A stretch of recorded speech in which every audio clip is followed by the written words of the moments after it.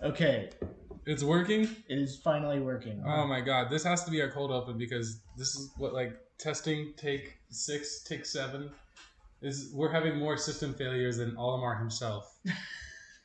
Yeah, and his entire, spaceship exploded. And, he can't even breathe the air, but I feel like I can't breathe. I'm suffocated by the weight of all these technical malfunctions. Well, see, I was going to ask about you being a lazy gamer who just wants to move his thumbs. You're not one of those that's going to, get on a treadmill and to run across Skyrim? Well, actually, it's funny that you mentioned that. I think we were talking about this over the weekend, but when I, on the third or fourth playthrough of Resident Evil 4 for me, I was sitting on my, exercise bike and pedaling the whole time. Oh, yeah, you did mention and that. playing that on the Wii, using it to aim and shit like that. So, I don't know if I'm the lazy. I think the only time I'm not lazy is when I'm gaming. I'm willing to put as much effort in as it takes. Hi, I'm John, and I'm a gamer. Hi, John. Gaming has come a long way over the last several decades. The debate on whether the medium is art has largely ended with a very conclusive yes, and around the world we're finally seeing people treat it with more of the respect that it deserves. With that in mind, and because I'm just as much of a game talker as I am a game player, I went around to all my gamer buddies to enlist their help in discussing games as art. So, if you love gaming as much as I do, then join us. Trust me, you're among friends. Listen in as we discuss the themes, gameplay, and whatever else comes to mind. It's like a book club, but gaming. Today's topic? Pikmin.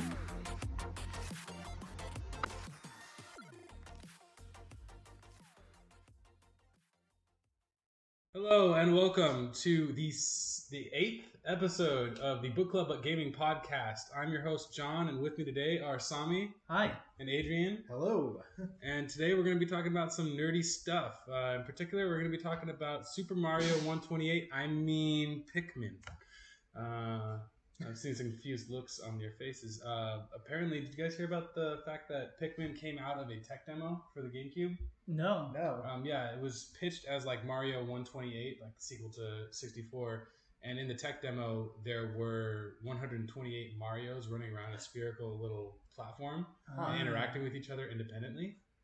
Okay. And out of that, it was pitched as this thing that would be eventually this is going to become the new Mario. We never saw that Mario, but they didn't waste it. They used it for Pikmin, and I think that's pretty cool. That big group movement tech? Yes. Exactly. How do you have all of these independent, individual creatures moving around, and it became Pikmin, which I think is a really cool use for that. That is really cool. Yeah, I didn't know that. Fun little bit of trivia there. Sounds similar to the tech that they were using for the Lord of the Rings movies at the time, where it was new and the orcs were being animated when there was a big army of orcs. They were being animated using some kind of similar tech. Mm-hmm. Mm-hmm. Technology has come a long way, and yet we still can't record an episode of our goddamn gaming podcast. This is our 8th time doing it. It was the most difficult setting up, but you know what? We're here. We're good. It's been a long journey just to get here today and record, but I'm excited, you guys. I'm really excited. And before we get into it, of course, you know what we have to do.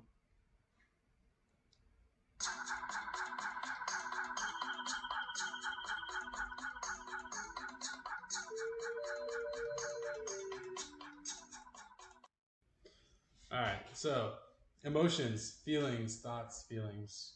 Share. Adrien? A little bit of dread. Dread? Dread. Why so? Pikmin was not an easy game for me to play. Despite loving real-time strategy games, I'm really bad at them. And I'm not the best at Pikmin either. Sami? So 2 thoughts. One, going off of Adrian's point. Pikmin was not an easy game for me to play at that point in my gaming sort of career. That was very early on. It was a game for the GameCube, which was the very first console that I actually owned. I was not very good at video games at the time, and so having a time limit, and we'll talk about this more, but having a time limit was very stressful for me. And then the second thing is that music is actually really pretty incongruous to me with the game. That doesn't really actually fit that well with what I would expect from Pikmin. No, I just typed into YouTube like Pikmin main theme, and I guess like yeah, okay, that makes sense. Like if you open up the game, that is the theme that you're gonna hear. But I remember more fondly or more specifically the like very chill like do do do do, like you're just kind of chilling in the garden, Garden of Hope, I think is what it was called. Yeah. So that one is a little bit more like active. I think the one that we just listened to. And I could see where that would give you kind of like it has a lot of energy to it, a lot more energy than you would expect from a game like Pikmin. Yeah, that kind of leads into one of my first questions. You had mentioned the ticking clock.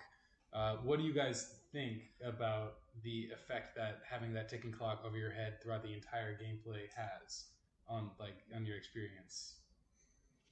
I mean, like Sami mentioned already, I mean, it's just a huge anxiety driver. um, I would probably prefer if the game designers found a different way to motivate the player to progress apart from a ticking clock. I actually, as much as it was stressful as all hell, especially at the time, I actually don't agree. Because I played Pikmin 2, and it didn't have the same time pressure, and I don't think it was as fun. Oh, I agree. I think Pikmin 2 had a bunch of problems. Yes, but I think one of them was the fact that it didn't have time pressure. Yeah. And the other thing is that then having gone back and played Pikmin later, because I picked, again, like I said, like I played it very early on, but then I played it again a few years later when I had played a bunch of other things and was, much more capable of thinking around the kinds of puzzles that you'll see in a game like that, and beat it, pretty easily with like 3 or 4 days remaining. And so I felt like it wasn't actually as hard as I remembered it being, but that still that time pressure really does drive you to be efficient. I think that was a big thing in terms of planning out each day, figuring out, okay, I'm going to go and get these parts this day. I think that is pretty important to sort of the success of the game, because if you don't have a time limit, I feel like the game would actually feel a little bit unfocused. I agree with you there. I honestly never found the time constraint to be all of that. Like it definitely made me feel stressed in the way that Olimar felt stressed, and so for that, I feel like it was responsible for a lot of my immersion into Olimar's character and into the story that the game was trying to tell. I didn't want Olimar to start breathing in poison because he couldn't. I didn't want him to become a Pikmin because he failed to take off. So. And that's a good point too. I think is in terms of where one of the big problems with Pikmin 2 was that it wasn't just quests for actual survival; it was a quest for money. Yeah, and it was just like you don't care as much. Yeah, I agree. And also one of my favorite games from the N64 era, and still one of my favorite nostalgic games of all time, was Majora's Mask. And that game, I mean, people really criticize that game for having the ticking clock in front of you. I think Pikmin took it a little bit further because like you literally had those 30 days and you couldn't just like play the Song of Time and go back and restart. You would have to just start a whole new playthrough. Not that it's a very long game.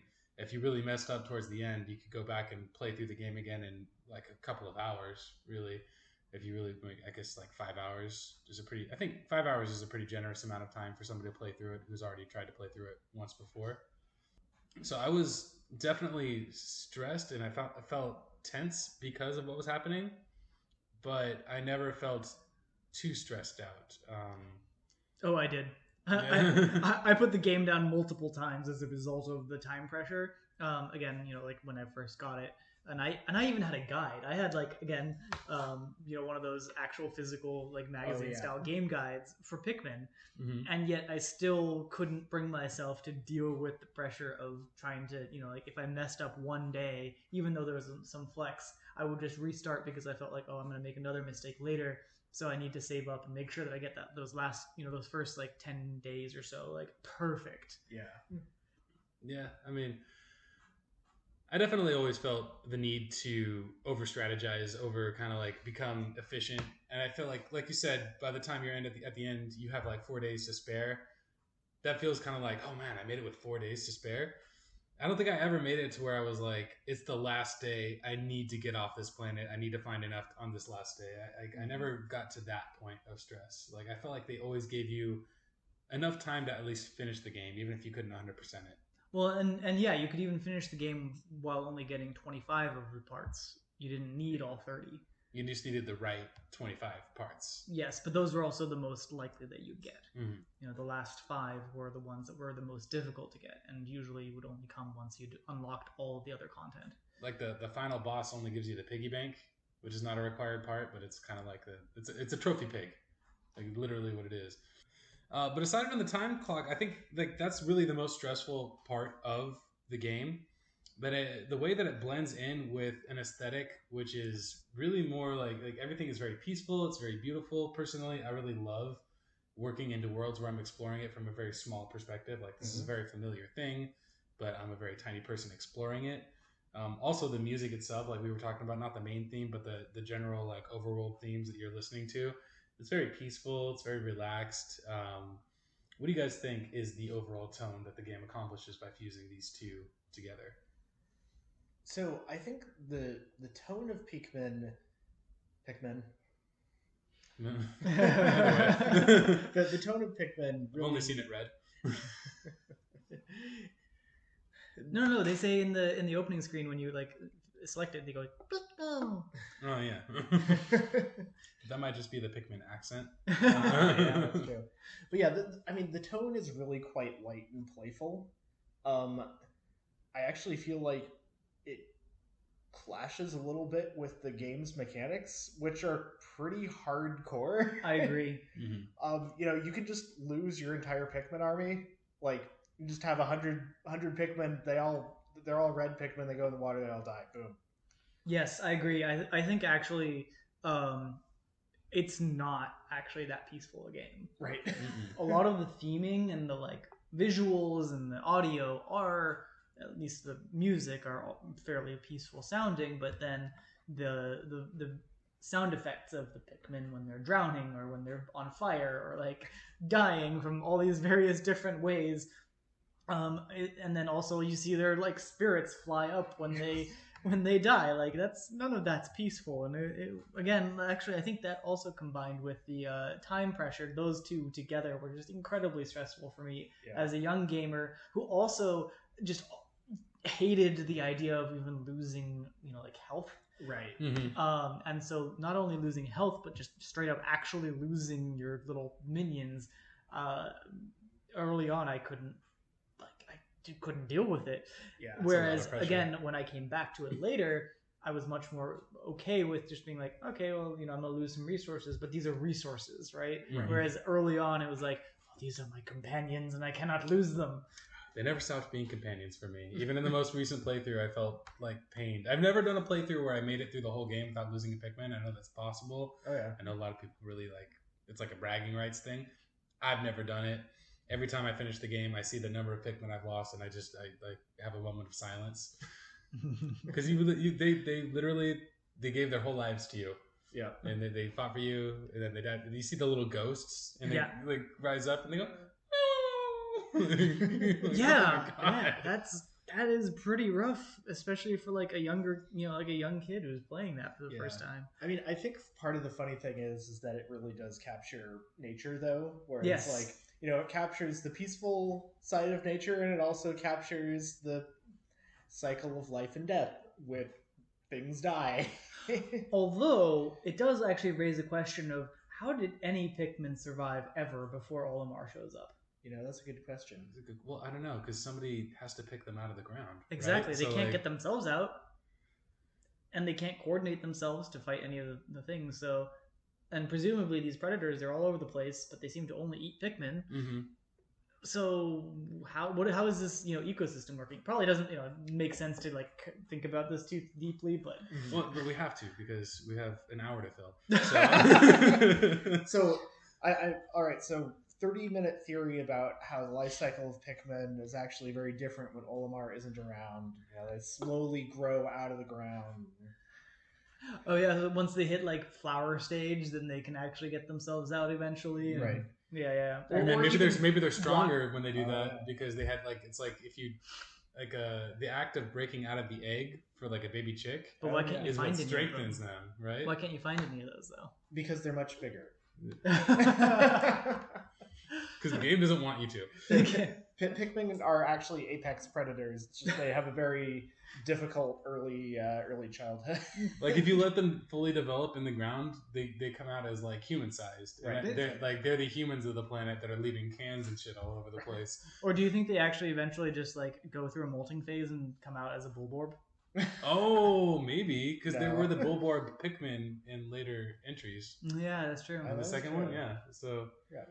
and on the Bulborb topics, that just leads into the whole how deceptively cute the game can be. Like you run across your first Bulborb and you're like, oh, what's that little thing? And it really is just sort of chilling, doing its own thing in its own environment. It's not eating, like you said.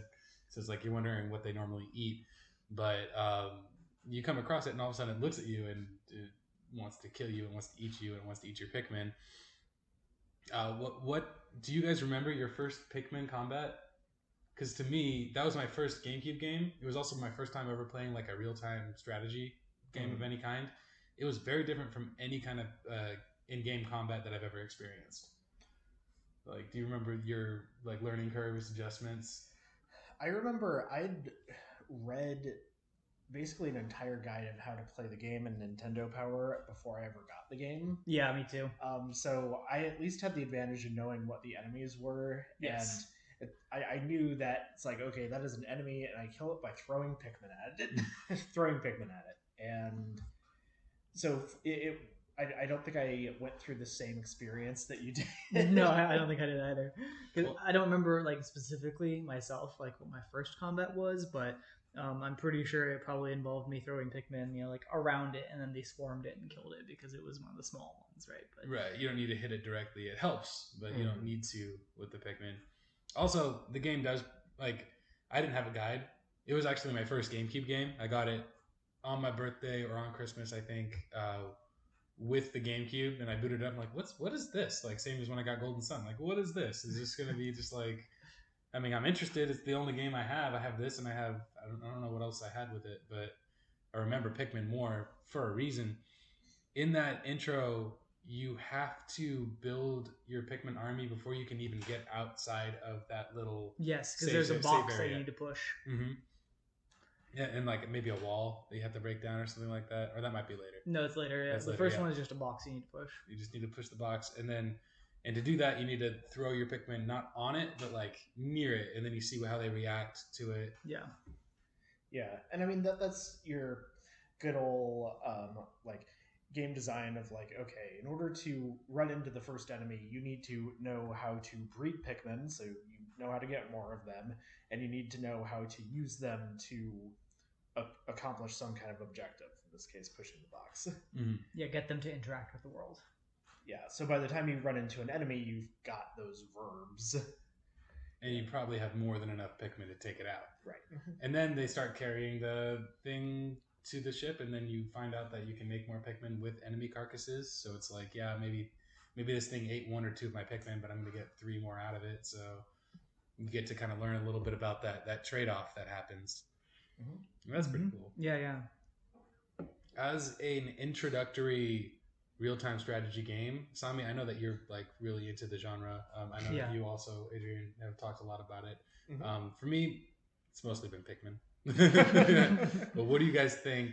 How well do you think this does at introducing, especially more like it's a very difficult game for children, but do you think it does a good enough job of introducing its real-time strategy concepts to children? I think it's quite different from most real-time strategy games, right? Because 1, it's timed. 2, you're still, like controlling a character, a single character that, interacts with all these Pikmin. But it's not really a traditional RTS, in any real normal sense of the word. And also, like, it's not like it's almost I think it's more of a blend between a real-time strategy and like an RPG or an action RPG kind of game. In the sense it's almost more like a puzzler. It's like an RTS. It does have puzzle elements, but I think the combat is like that sort of you like an action RPG kind of game, right? Where you run into like there's enemies just chilling in areas, and when you walk to them, you start to kill them, right? They're not coming for your base. Mhm. They're not coming to attack you. They're not aggressive in that way. They have their areas of like influence and their areas of sort of aggro, Mhm. but there's no sense of there's an enemy army that is opposed to my army. Yeah, I agree there, though I'd point out that some traditional RTSs also have sections of gameplay that are like that. Like what? Going outward and not defending inward. Right, Yeah. right. You know, I can think of like StarCraft, Warcraft missions where it really just is like where it's the single player mode where it's just like, oh yeah, there's some enemies out there. Like sometimes they don't even have a base. It's just some guys kind of chilling that you have to go kill. Yes, but I think that generally those missions were the like introductory missions showing you other Yes. parts of the gameplay rather than being the core gameplay loop. There's also the fact that like a lot of those games, it's your multitudes versus other multitudes. In Pikmin, most of the time you're bringing your army up against 1, maybe 2 to 3 enemies at a time. Yes, yeah. Yeah, totally. And I think also the thing that we're kind of talking around a little bit is that Pikmin is on console. And RTSs infamously don't work on consoles. Yes, that's Yeah. true. And I think Pikmin has made a lot of sacrifices to make its game play work. Yeah, yep, that makes sense. Yeah, because like yeah, a traditional RTS just doesn't really work on console because you don't have a mouse. Yeah, you can't point and click.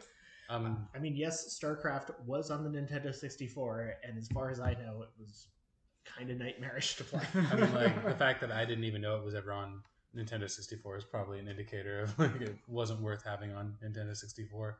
It's pretty obscure. I think wasn't there like one Halo ODST? Was it? Yeah. Was No, like- no, it's or- Halo something. I forget what it was called, but there was like one kind of successful Halo RTS on console. But like that's like the only example that I can think of an actual RTS that kind of worked. Yeah. Well, couldn't you also play it like on a Microsoft like a laptop or on a computer? You may have. There's a bunch of Microsoft crossplay stuff. Yeah, maybe now, but I don't think it was at launch. I think it was actually a console. Yeah, I think it was Xbox 360 only. Mm-hmm. I mean, I played that and it was okay, but it was like, again, they had to make a lot of sacrifices. You know, the number of units and the way that you get the units. You know, there's a lot. And you know, playing through the single player, it's mostly structured around the game gives you an army and then gives you an objective rather than you maintaining a base and needing to Right. macro and all that. Yeah, because it's just like trying to flip back between a base and your front line. It would just be unworkable Yeah. on a controller. And that leads into the other point is that you don't have in Pikmin a factory or the ability to set up factories that are just continuing to produce Pikmin for you to use and throw. Every Pikmin that you get, you kind of earn intentionally. Yeah. Yes. You have to find the resource. You have to have the Pikmin take the resource back. Make sure that they don't get ambushed on the way back. Make sure the path is clear. And then getting into that, then you start to focus on the other part of it that's I think really iconic for any real-time strategy, which is the multitasking and time management aspect of it. If you really want to get good at this game, most often you're going to need to do at least two or three things in a day. Yeah. And that often means throwing a bunch of Pikmin at this bridge, letting them work on that for about 5 minutes while you go over here and pick up this machine part. And then by the time these Pikmin have finished bringing the machine part over here, you're already over to the bridge, having these Pikmin cross another bridge, because sometimes they have like two bridges right next to each other. And try to make sure you have enough time to go and pick them up again before the day ends, because otherwise they'll die. Yeah. Oh, every time you would like pick up your ship and leave, and like Pikmin were behind, like getting gobbled up. Like again, it hurts. Really, yeah, It like, hurts. It's pretty sad because I failed them. Yeah, you're watching them get eaten Poor Pikmin. because you didn't do your job right. Right.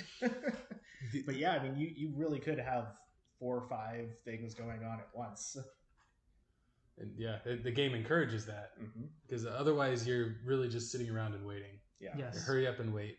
Yes. And it's neither the most optimal way to play it, and it's also not a very fun way to play the game after a certain point. Like the first day, especially if you're inexperienced in the game, yeah, like you're gonna have fun just getting your Pikmin to do one thing in a day. You're gonna be like, oh, that was awesome.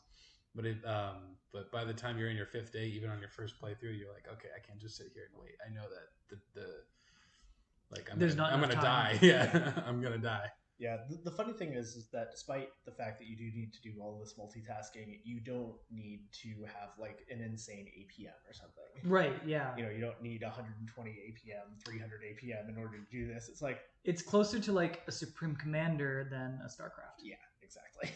I don't know if you've even heard of Supreme Commander, but like that's I think you told me about it. one of the like largest scale real-time strategy games ever made. Yeah, And it's very much around thinking ahead. Yeah, it's a lot of automation and just kind of setting things up and letting them go rather than like minuscule microtasking. And there's another aspect of Pikmin which I think separates it a little bit further from your standard RTS, which is the exploration. You're not really exploring a whole lot in many of the RTSs, at least that I've played.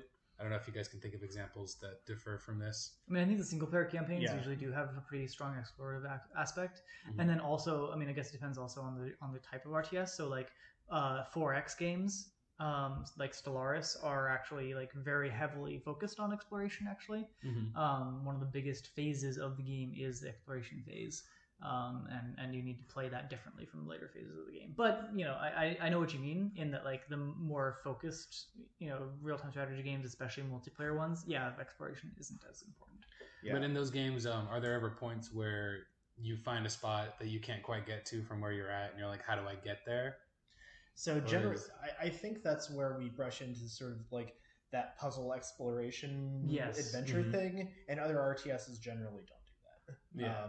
There might be some missions in like Warcraft 3 or something, because Warcraft is fairly heavily focused on like your single hero. Yes, but I don't think it was locked behind, you know, the same kind of go to another area, find another entire type of unit, and then come back kind of idea that Pikmin has. Right. Which actually maybe like goes well into one of the questions that I had, which is how does that progression mechanic, in which new areas are unlocked before you collect all the accessible parts in a region, impact sort of player choice?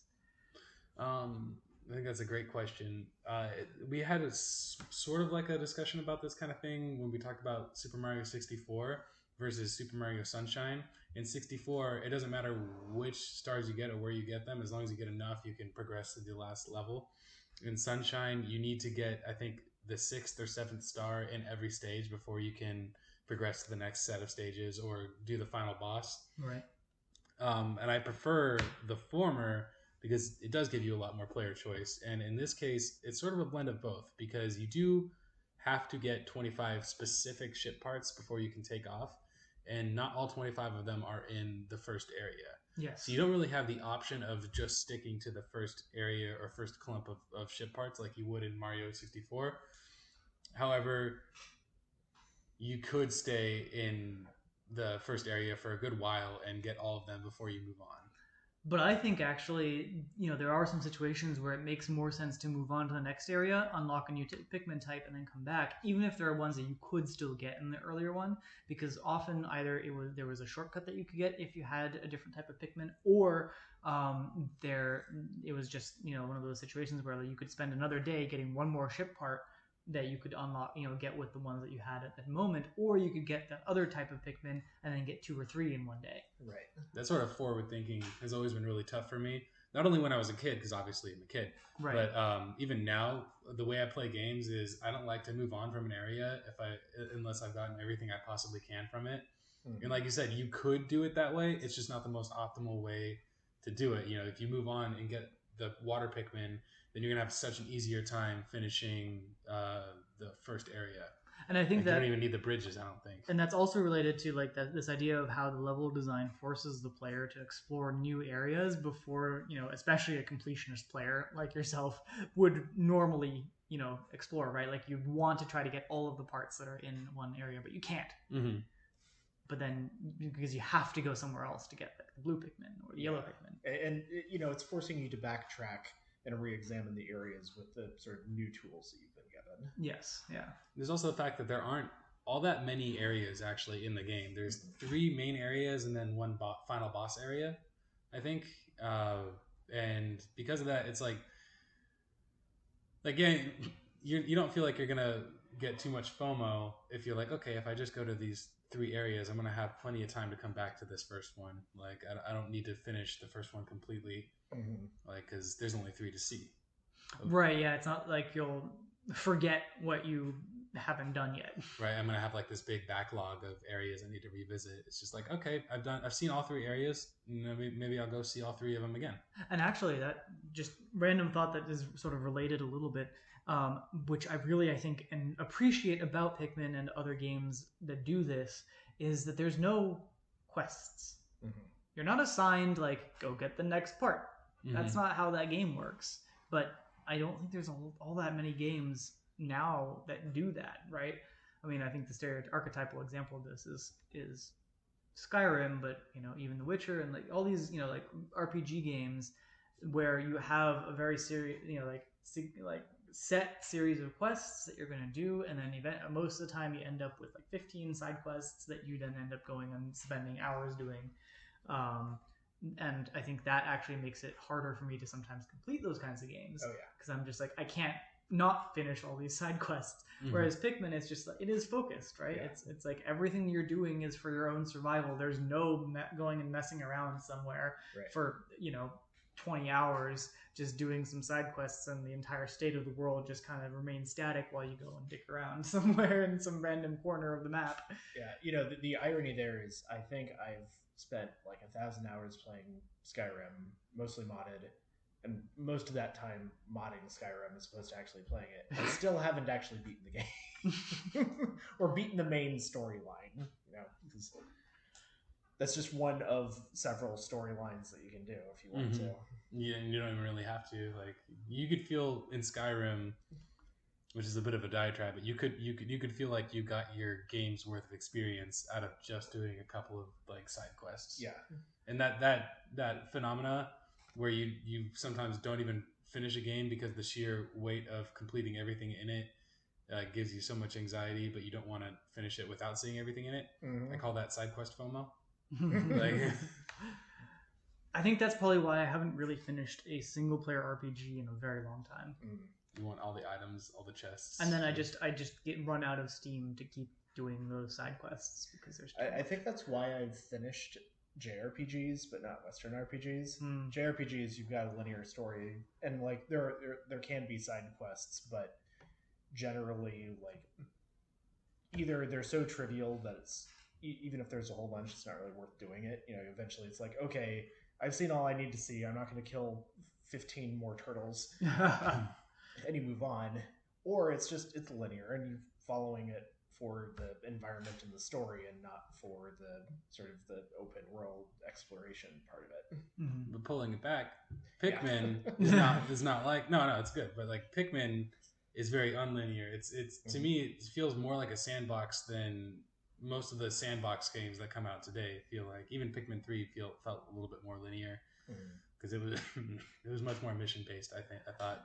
And yet, even though it's non-linear, it is just so focused on that single goal of not dying. Right. And that's what the ticking clock does, is it focuses you. Yes. Because otherwise you wouldn't have that focus. You just spend all day looking at bulborbs and You'd be playing Pikmin 2. Playing Pikmin 2. Which I think goes back to your point at the beginning, which is that I disagreed with, which is I think that the ticking clock is actually really important to the success of the game. So I definitely think that having a mechanic to push the player like that is important, and I can see why they chose the ticking clock. For me, it's just a personal thing that I hate ticking clocks. I mean, I don't particularly like them either, honestly, but I think because there's enough leeway in that schedule, it works for me in Pikmin. Whereas it actually didn't work for me in Majora's Mask. I didn't finish Majora's Mask. I love Majora's I Mask. just the 3 days that you had felt too short to me. There's also the fact that in Majora's Mask, it wasn't a way of incentivizing you to keep focus, because your focus is always a part of it. It's more of a narrative. Yes, in that way. I liked it because it allowed you like 3 days to explore Termina in not only space but in time. But in time, yeah. But we'll talk more about that when that episode comes up. Yeah. little spoiler alert, little foreshadowing. But I think that having just this world to kind of explore and kind of piece together, and each one has its own little puzzle, and the way the little areas unfold as you solve their puzzles or meet their requirements or their challenges. I think that was a really big thing for me as a kid, especially entering the GameCube era of gaming, where I myself was entering like adolescence or pre-adolescence, and so it's like I was ready for more of like a big boy game. And to me, I mean, looking back, it's a very colorful, lighthearted aesthetic, but yeah, it still feels like a big boy game. Like it's the kind of game that can frustrate you pretty easily, even as an adult. Yeah. And actually, going back to like it being your first GameCube game. I wanted it to be my first GameCube game, but my parents got me a GameCube and they didn't know which game I wanted, or forgot or something.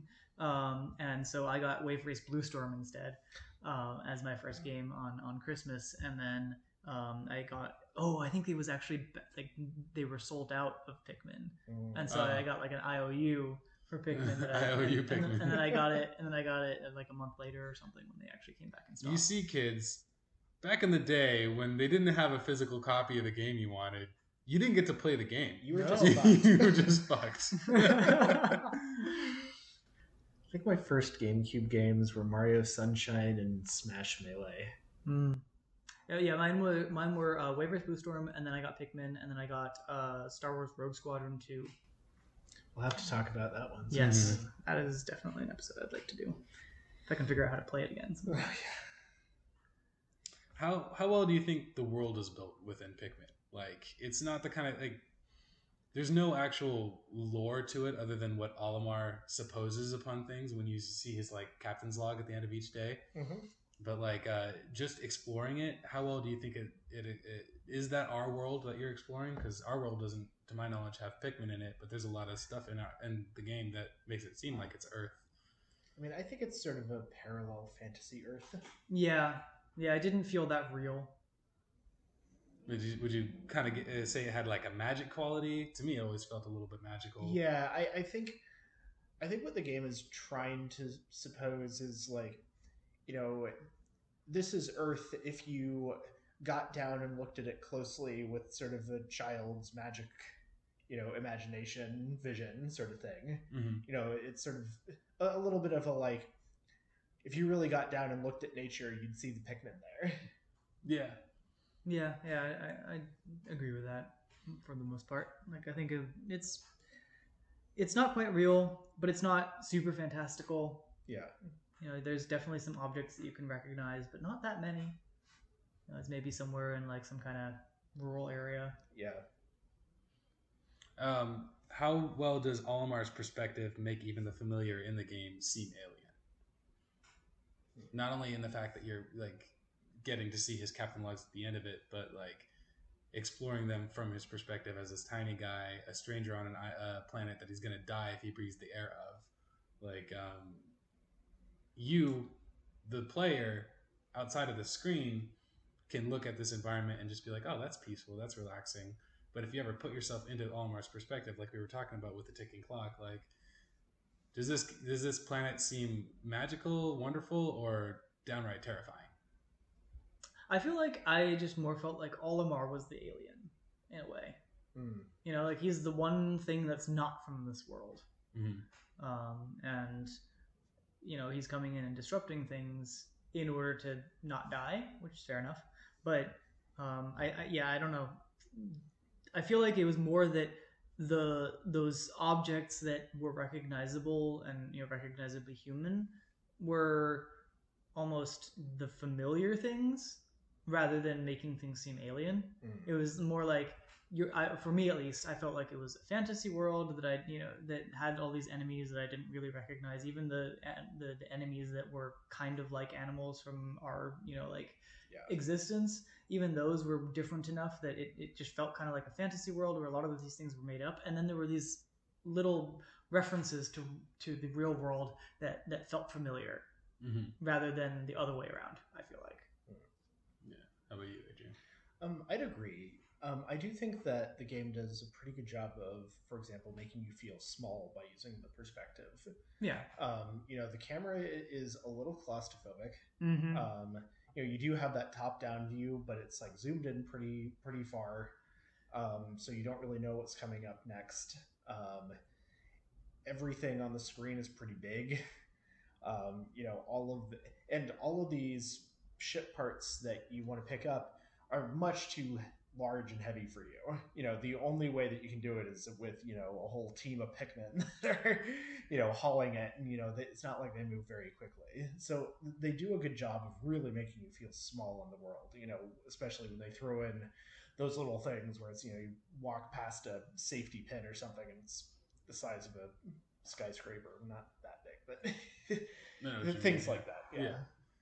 I think that it's really interesting to take what really feels like environments that feel real and lived in, and it's not until Olimar is put into them that they become less of an ecosystem and more of a puzzle that needs to be solved with a goal in mind. And Sami, you had kind of raised the point that Olimar lands there and he starts fucking everything up for his own needs. What do you think are the ethics of being Olimar and completing the game? Because by the end of the game, if you get 100%, the Pikmin are like a thriving species that are like becoming, like we joked about it earlier, but they do kind of become the apex predators. Like as a gang of, like, you basically sparked the evolution of this like species and have changed the course of the planet. Have you though? I think so, because like you leave and all of a sudden the Pikmin on their own without your instruction are like in that final cutscene are attacking the giant bulborbs. Oh, I'd forgotten about that. And they're just like they're like an organized that they team. start lifting off and like going out and like following you into space. Yeah. And there's like ends. multiple colors of them and stuff like that. It's like you've so now you've given them space travel. Like you're not following the Prime Directive. Like the ethics of interfering with other societies is fraught. I'm not colonization. But I think there's colonizing them. but I think there's also hi something. McKenna. Hi. But I think there's also something to be said for just like the right to personal survival, and realizing that you need to do things to not die. Yeah, and I mean honestly, the fact that if somebody in 30 days can change the course of a species by teaching them how to do something, that species was already poised to explode evolutionarily. That's a good point. I feel like other stimuli could have set that off. Right, yeah. Like that happens to be the one flashpoint in this particular timeline, but how unlikely is it that kind of flashpoint wouldn't happen otherwise? Yeah. I mean, not very unlikely considering that like a whole other team in Pikmin 3 end up crashing on the same planet, like in the same location, and using Pikmin on their own. Like, right. Apparently this place is just like a magnet. for space crashes. Space crashes, yeah. Of very tiny astronauts. Yes. Yeah, I mean, the funny thing is like the Pikmin work so well together. Yes. Like, biologically, they're this plant-based hive species that, just when given a little bit of direction, just work together very, very well. They reproduce phenomenally quickly, which is always a good evolutionary strategy if you want to expand quickly. Right, as long as you have food sources and stuff. Yeah. That raises an interesting question to me. Are the onions the Pikmin's mothers? And do Pikmins eventually become onions? I'm not sure we ever got answers to that. You can't really have the Pikmin without the onions. Right? I mean, it's definitely part of their biology. Yeah. It kind of has to be. Well, it could be something that is... It could be a symbiotic relationship. The onions could be a separate species, but it... something Gestates about... the right, so they feed the onion along with seeds, and then it gestates the seeds, and it pops them out. They could be two different species. Like, they infect the onion, and they make it grow legs, and then spit out babies.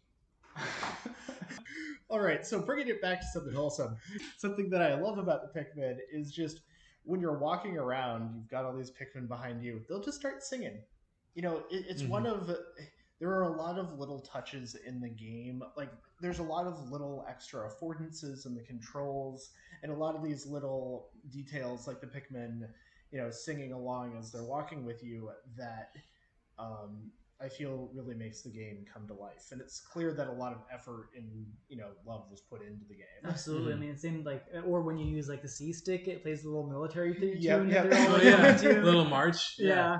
That's pretty nice. And they are a very organized species. Like, they do really well with your leadership. Mm-hmm. So it's almost like they're a militant species. Like, yeah. I mean, the way that they separate themselves out into their colors when you blow your whistle. Yep. They have a hierarchy of like leaf, bud, flower. Yep. Like. So what you're saying is that Pikmin are basically just the cute plant equivalent of the Roman Republic, and we basically just set that off. So what I'm wondering is if this is actually Earth, post-apocalyptic, and the thing that started the apocalypse was the Pikmin somehow landing on Earth.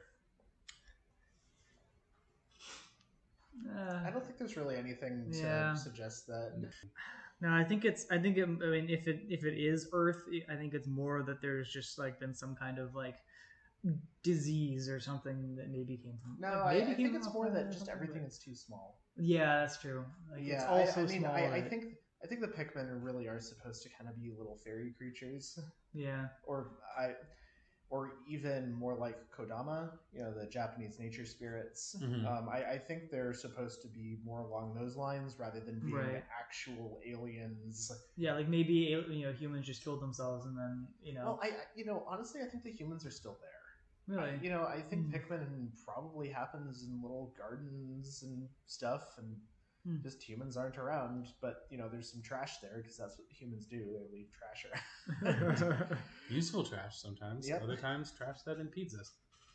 But I wouldn't be surprised if canonically there were like humans on that planet. Oh yeah, could be. But I also think they just kind of leave it up to interpretation. It's just not super important to the game's story. It's important to me. I want to know if the Pikmin are good or evil objectively. Like, because every time I finish the game and I see the Pikmin thriving on their own and going to kill the giant bulborbs on their own and stuff like that, I feel good. But at the same time, it's like, what were those bulborbs doing aside from surviving themselves? I mean, they're very clearly lawful neutral aligned. Yeah. Ship parts. Did you guys get a chance to look at the list of the ship parts? I did. Let's also make sure we pronounce that P really strongly. Parts. No, the other one. Pikmin. Oh, ship. Ship. Ship. When I was a kid, because that first time you said that, it did not sound like you said ship. For a second, I thought you was going to say shit post. No, shit post. I did. Yeah, I did actually think you said shit parts. When I was a kid, I actually got into trouble once at my daycare because I was talking about ships, like spaceships. Yeah. And the people were like, "No, I heard you say shit." And I had to write lines. I'm fairly certain that happened to me as well. So you know what my favorite part is on the ship? Is the extraordinary bolt. Damn it, you stole mine. It's clearly the best one. It's the most extraordinary. Well, and also, like, the description is just, something along the lines of, like, I don't know what it does, but it must be really important or something along those lines. Like, it's clearly extraordinary. I think my favorite part is the secret safe, just because it is a non-required one, and it is the trophy pig that you get from beating the final bird boss thingy. Like, not the bird boss. The bird boss isn't even the final boss. Is no, it? it's a giant bulborb. Yeah, the king bulborb. Yeah, which I think, as far as final bosses go, kind of lackluster. But I think part of that is because Pikmin does such a good job of integrating the other bosses into the actual environments of their world. Right, and makes it feel more like a real just an encounter that you ended up in. Whereas, an obstacle. Yeah. Right. Whereas that last one, you go and hunt him down. Mm-hmm. But yeah, so just to go back to the extraordinary bolt really quickly, the discovery notes. It's the extraordinary bolt. I bought this incredible bolt because the salesman told me it is of extraordinary quality that is indiscernible to the average person. Exactly what makes it so extraordinary is a secret, but just look at it. Extraordinary. I mean, with a description like that, how could it not be the best part? I love Olimar. It's literally a bolt that he got, scammed into buying. Right. How is this guy the captain of his own ship? Right. Seriously. How did he not crash decades ago? I think I'm gonna go ahead and go with the gravity jumper, just kind of for the same reason, where it's a spring. There's nothing sci-fi about it. It's just a spring. It's a good spring. I think the gluon drive uses the quark binding metaphysical properties of gluons. The device, well, it's very scientific, and I don't fully understand it myself. That's like the way all of his item descriptions end. Is like, I don't really get it, but it's important, and it was very expensive. I also do enjoy the fact that it's, quark binding because it's the gluon drive. Yep. I mean, that's actually real science. Well, right, but I didn't understand. I don't explain the real science of gluons. So protons and neutrons are made of quarks, and the things that bind them together, because normally quarks don't want to stay next to each other, are called gluons. Mm-hmm. I'm not a particle physicist. I'm sure 10 minutes on Wikipedia, I could use all the proper terminology for the different classes of particle, but that's the deal here. So it's not that when a mommy positron and a daddy positron really like each other, the daddy positron gluons. My scientific background is not as substantial as your guys' is clearly. I do not have enough beer for this. So let's bring it back to Pikmin. All right, so let's talk about the Pikmin themselves. Maybe discuss the types, what you use them for, when you find them. I mean, is there anybody who didn't use reds as their main fighters? Well, they're the strongest. They do more damage. Yeah. But I actually really enjoyed the opportunities whenever I had them to just have a stockpile of bomb-toting yellow Pikmin and just use those. It wasn't a very effective way to do battle because they would have to drop the bomb and then run away, and then the enemy would need to stay next to the bomb long enough to be blasted by it. And it did a decent amount of damage if you could accomplish that. Did you know? I never realized that you could bomb the barriers that normally you have to have the Pikmin. Yes. Pikmin just like punch through. Yep. Yeah. Just a couple of bombs and just. Yep. The wooden ones that you could actually have them. But yeah. I mean, obviously the stone ones had to have those, but yeah, the wooden ones you could take down really quickly. I think that actually the yellow ones were, I think, probably my favorite in terms of utility because of those bombs and the fact that you could throw them so much higher. Those two things together just made them so versatile in terms of solving a lot of puzzles and unlocking a lot of shortcuts. Yeah. Whereas and also I think it's because the shortcuts that you could unlock with them were often ones that could be used by all the other Pikmin. Yeah, because it's just like you bombed it. Right. Whereas with the reds, like the ones that they could take are just ones that have fire, so you can only take reds. Right, and there's really not that much fire. Right, and then same thing with the blues. It's ones where it's like, oh, it's water. Well, okay, only the blue ones can go through. So I think the yellow ones were my favorite, just in terms of their contribution to the gameplay. But from a game design standpoint, like, why is it that only yellow Pikmin can hold bombs? They all have hands. It is a little. Yellow Pikmin have ears. That's not really like. It's a little bit of an odd combination of ability. Yeah, but they needed something to make the yellow Pikmin useful. Maybe it's just because they're lighter, so they have a more delicate touch, so they don't explode them on contact. Oh, yeah. Well, I know in the sequel, yellows also gained an immunity to electricity. I think after a while they lost their bomb carrying ability too, right? Like, I wouldn't be surprised. I mean, it took a lot of micro to use. Yeah, I mean, trying to pick out that one yellow Pikmin that has a bomb when you have a bunch of them. Oh, that could be very frustrating. Oh. Yeah, honestly, so I actually ended up using blues a lot just because my Pikmin got in the water a lot. And all other things being equal, it's like, I could just take 100 blues to get this item instead of other Pikmin, and I'll just kind of deal with it. I already mentioned I'm not very good at this game. I think the aesthetic design of the blues also just made the most sense because the blues, the thing that sets them apart aside from their color is the fact that they have gills. So gills, you can breathe underwater. What do the yellows have? Ears. Again, okay, I guess you could listen to the bomb and okay, it's gonna blow. Throw it, but and then the reds, they have the noses, which doesn't seem to to me. If I'm over next to a fire, my sinuses are the first thing to tell me I should get away from the fire. They can smell danger. No, that's actually just why they have a higher attack value. The nose is like a spear.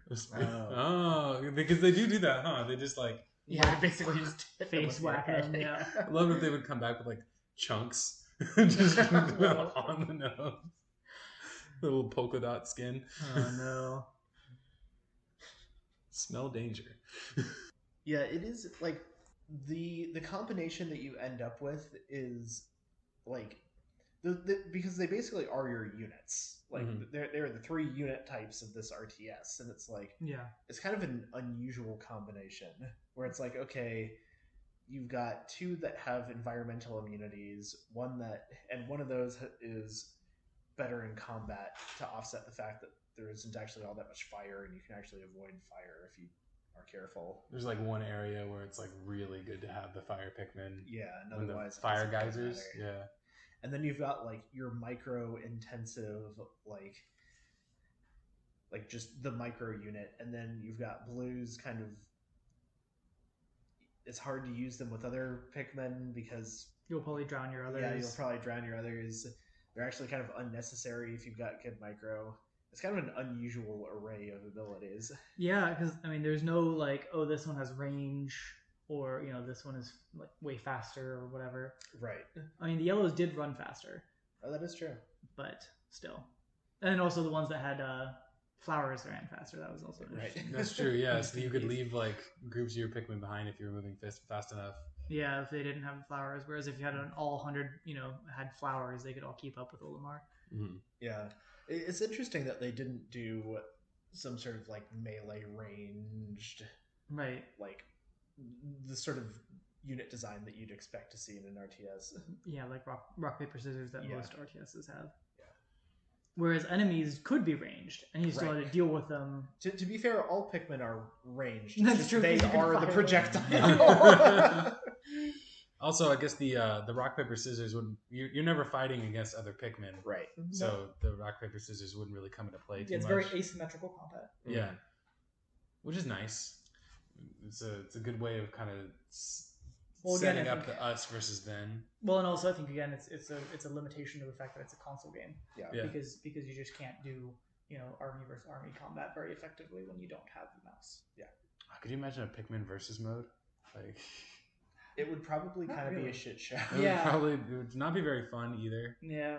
I'm sure there'd be some people that are very good at it. Yeah, but that's, true. Right? I mean, it's just like, okay, go out, like, maybe you could do it, like, more like a MOBA style. Yeah. That would be unfortunate, given how much I don't like MOBAs, but... Pay to win, you could just like buy like a chest full of 100 Pikmin. No, just because of how like important the neutrals are in the game, I feel like a versus mode would probably still have neutrals because they're important for getting more Pikmin and everything. Yeah. Mm-hmm. But yeah, a versus mode where you have to micro your resource gathering sounds miserable. Mm-hmm. Unless like the only way a versus would work, I think, would be like who could gather the most resources first, right? Yeah, I mean, you could have, multiplayer, it just wouldn't be player v player combat, right? Like, you could do all kinds of multiplayer challenges. Like, maybe if you went after the same part at the same time, your Pikmin would, like, have, like, a tug-of-war. Oh, man, you just don't have them killing each other, you just make it as cute as possible. They're giving each other hugs. Like, stop it, we need it. And then they die. They hugged each other too long. Well, I think we're getting to our 1 hour mark. Yeah, we are. We're close. Actually, I think that might be all of our questions that we had lined up. I'm pretty satisfied so far with the conversation that we. This was an all-time favorite game of mine. I wouldn't want to do it a disservice. Yeah, it's I think one of the better GameCube games. Just in terms of a really cool experience. It's a cool experience. It's very innovative, very unique. Yeah, very unique. Basically, nobody has done that since. And they can't really, because everyone would be like, "Oh, you're just doing Pikmin." Yeah, which is in some ways kind of like a shame. But like, I feel like somebody could do something interesting with that concept. Well, there was like the Wonderful 101, where it's like you're playing as 101 superheroes all at once. Huh. I don't think I've even heard of that. There was Kirby Squeak Squad, not Squeak Squad. What's the Kirby game where there's like you get like a ton of Kirby's to play at once? I'm not sure. Yeah, I don't know. Yeah, but it's a fairly unique concept for a unique game. Nintendo, I'm really happy with it. Where's Pikmin 4 though? Like for real, are we gonna get Pikmin 3 Ultra Deluxe on the next console, or are we gonna get Pikmin 4? Because we've got the phone game. oh yes, there's a phone game now. Yep. Yeah. I have not played that yet. By Niantic, right? Yeah. Niantic. Yeah, Niantic. Yeah. Yeah. Niantic. I don't know. Same guys as did Pokemon Go. Yeah, Pogo. Pogo and what's the other one? Doesn't matter. Well, it doesn't matter because Pokemon Go. Yeah. that's the one you need to know. Ingress. Ingress. I see. I haven't even heard of that one. That was the one that came before Pokemon Go. Okay. Same concept. It just wasn't Pokemon. Yep. So it didn't take Pogo off. Pogo is just Ingress, but Pokemon. It'd be like if you like tried to make Pokemon Snap, but without the Pokemon. Yeah. It's like okay, well, just taking pictures of. Wildlife Photographer Simulator. I would play that in VR. You too can sit in a stand for 7 hours waiting to take a photograph of a puffin. I mean, I do that on a regular. I don't need a game to do that. Ooh, could you imagine a Pikmin in VR? Oh, where you're actually like throwing them. Pick up and grab the right one. That would make it that much easier. Oh, that would be such an interesting game. Yeah, I would play Pikmin in VR. Yeah, I'd play That that. would be actually Yeah. a pretty cool take on it. Yeah, I also feel like there is space to. But it's not going to happen Yeah, No. probably not. Yeah. because Nintendo is not doing VR. No, they did the Labo VR that you had to like hold up to your face the whole time. Like Nintendo, that That's is not not VR. highly successful. You're nailing it, Nintendo. Yeah, I feel like there is space that somebody could do like a spiritual successor to the original Pikmin.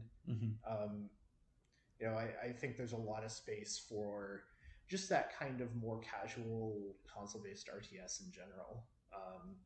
Just that idea of like, hey, let's take the core gameplay of like you have units and you're sort of parallelizing things, you're gathering resources and making more units, but applying it to something that isn't a war simulator, like Right. basically all other RTSs are. So, you know, in that way, and also doing it in a way where like all of the game's mechanics are, and I talked about this in the Dark Souls episode, you know, all of the game's mechanics in Pikmin all make sense in the context of its story.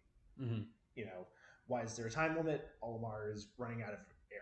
You know, why do the Pikmin reproduce? It's because they're plants. You know, all of this stuff just makes sense in universe. You know, you don't have spawn points or something. Right, you don't have anything really strange to try to, you know, ignore. Right. There's nothing that is causing you to not suspend your disbelief.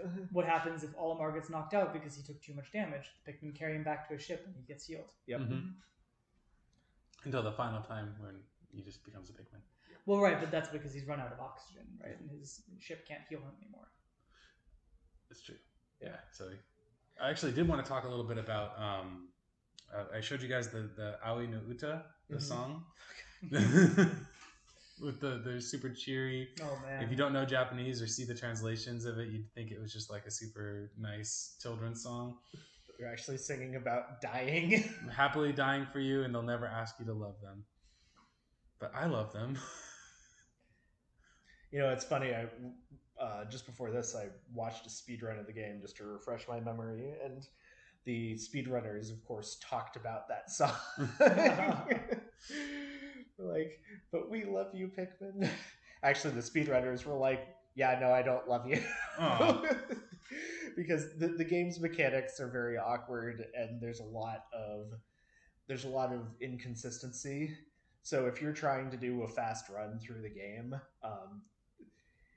the Pikmin often are not doing what you want them to do. Are there some games that people speedrun purely for the fact that they're horrible games to speedrun? Is this like one of those? Is that like a thing? Pikmin No is a serious game that people speedrun. There are definitely games that are just like absolute nightmares to speedrun though, and people do it just as a meme. So like, for example, you've got Bat and Kaitos, which is, the speedrun is like 270 hours or something. Oh my god! That's 100% speed run. The 99.9% speed run, I think, is a mere 70 hours or something along those lines.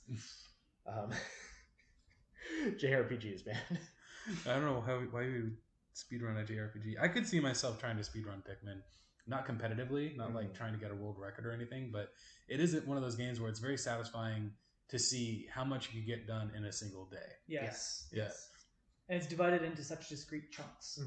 Yeah, I think though that side of it actually makes it a pretty good game to play with that kind of competitive mindset, either from an optimization perspective, like you guys were talking about earlier, where it's like, oh yeah, I really want to get that perfect first 10 days and try to beat it with as many days remaining as possible, or doing it from the speedrun perspective, but just because the game gives you just a very well-defined resource that you have to manage and just kind of says, go for it. Yeah. I think a big part of that too, that sense of satisfaction, comes from the fact that in my everyday to-day life, I'm not the most organized person. Even trying to get the podcast going together has been really it's been very fun for me and satisfying in the same way, because anytime that I can manage to get something going like this, I'm doing it.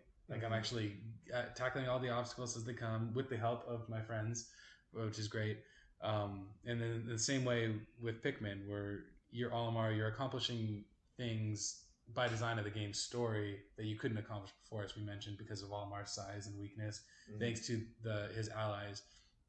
But also, anytime that I've got 4 ship parts in a single day, I'm just like, wow, look what I did. I kind of want to call my mom and be like, I do feel wow, I kind of want to tell somebody about it. Look what I did. That does actually feels like an accomplishment to me. Yeah, definitely. It's very seldom that, it's a good sign for a game that it can give you that kind of accomplishment and make you feel like a more organized person. On that note, are there any lessons that you feel like you learned through Pikmin, even if it's just a little bit about time management? Definitely helped me learn to multitask a little bit better. Yes. Because it really does teach you, hey, you need to be constantly doing things. So, that helps. It helps teach you when you're young and you're used to just kind of being given a task to do, and then you finish it and then you sit around. Next one. Right. Or you just sit around waiting for somebody to tell you to do something else. Pikmin really does say hey, you need to be driving this forward. If you're not doing anything, if your Pikmin aren't doing anything, you need to go find something for them to do. Yeah, I think that's a pretty good characterization of what you would learn from it. And then as well, some of it is just because it was such an early game, definitely also just some of the precision movement, getting Pikmin onto the backs of enemies, conserving resources, which the Pikmin are. Yeah. Even if you have to sometimes expend resources, especially in the boss battles where you're just not going to get through them without losing some Pikmin, you still need to try to do it in a way where you don't lose too many, or you just won't be able to finish your run because you're going to run out of time when you just can't, rebuild your numbers quickly enough. Yeah. I like that. I think that definitely did sell the point to me of you can't make an omelet without cracking a few eggs. To have a deal this is, did you think there would be no sacrifices? You're going to have to give up something if you want to survive, if you want to get off this planet. Yeah, because up until that point, a lot of the RTS that I had played was probably the biggest one was Star Wars Galactic Battlegrounds, which is basically just a reskinned version of Age of Empires 2, but Star Wars themed. But it had very, very good ability to turtle, which is what I always did, was just turtle until I could basically be unbeatable and then send in super elite units so that I basically lost nothing in the attack because I hated losing anything. Yep. So by turtling, do you mean just withdrawing until you're strong enough to take on? Yeah, build up a bunch of defenses, static defenses so that, your base is unassailable, and then just keep building your resources up until you get the hyper late game stuff and just steamroll everything. I played StarCraft in a very similar way. Yes, it's not a very successful way to play if you're really playing against people who know what they're doing, but against computer opponents, it's great. Yeah, because you can kind of because the game computer system. just isn't that good Yeah. at pushing an advantage when they can, because building up enough static defenses to actually defend against things is very, very difficult, and also static defenses are weak to pressure on a single point. But the AI usually isn't that good at putting that pressure on. Well, the big thing that you lose out with turtling is that you lose map control. Yes. And a opponent who is very good is going to take advantage of that. They're going to seize all the resources that you can't fight over because you're busy turtling. And by the time you think you're ready to go fight them, they've taken over the entire map and have 10 times the economy that you did. So even though you turtled in order to build up and get the elite units, they're going to have more elite units. Yeah. Mm-hmm. I think the other thing that I really learned from this game was sometimes it's worth taking a second to just stop, think, and make a plan. Mm-hmm. Maybe not if you've played the game several times already, but for the first couple of times, because there were a few years in between that I actually beat the game and completed it, there were definitely days that I spent just getting the landscape of a new area, saying, okay, there's one over there, there's one over there. To get that one, I need to build this bridge, and then I can come over here and grab this part, and then come back when the bridge is done, like I mentioned earlier. It's like, so there were days where I didn't grab anything, Yes. I didn't fight anything. Yes. All I did was make a plan. Or, I mean, I also remember very distinctly having days where I didn't get a single part, but I had opened up routes to 5. Yeah. And the next day you got 5 or 6 parts. Yeah. Mm-hmm. It's the long game. Mm-hmm. Yeah. Build the bridges, break the barriers. Mm-hmm. Yeah, there's so many effective ways to play. There is one that somehow triggered a memory in me. The first time I ever beat the final boss, I think that I didn't have enough Pikmin left to carry the final part home. And luckily I had a couple of days to spare, so I just built up my army and then came back. But it was funny just to see it just kind of waiting for me there. Nothing to impede me anymore. Also, one last thing about the kind of gamer that I am. You know how in RPGs, right, where you have healing items and you do, but you can go and heal somewhere, and so you never use your healing items because you might need them more later, Right. And so you end the game with a huge number of healing items that you've never used, but you Right. really should have. Well, that was the same kind of approach in Pikmin, where I try to get as many Pikmin as possible, Oh, yeah. so that I had as many in the onions as I could, try to balance out the numbers in between the different colors, but almost never lose more than 10 or 15 Pikmin a day. But I had 200 of each color in Right, in exactly. the onions. You could only have 100 Pikmin total at one time. Yeah. Yes. Yeah, so 100 Pikmin on the field, but 600 in the onions. In the onions, yeah. Just in case. Just in case. Exactly. And it's your time could have been better spent doing other things. Yeah. Anything else you guys want to add? No, I think that's it. We even pushed it another 15 minutes Hell yeah. from where we thought we would stop. But that was good. Well, Sami, anything? No, I think that was my last thought that I had. All right. Well, that was awesome, you guys. Thank you again for joining us, or joining me in this discussion. This has been just really wonderful, as it always is. I really love getting together with you guys and just talking about games. Adrien, thank you for hosting us here at your place again. Of course. Sami, thank you for coming out. Yeah. McKenna, thank you for being you Thanks. and for pitching in to the conversations as well. The peanut gallery rides again. Shout out to all of you listening. Thank you so much for joining us and making it to the end of the episode. Really appreciate you. Hopefully you enjoyed it enough to follow, and subscribe on wherever you're finding us if you haven't already. Till next time, stay nerdy.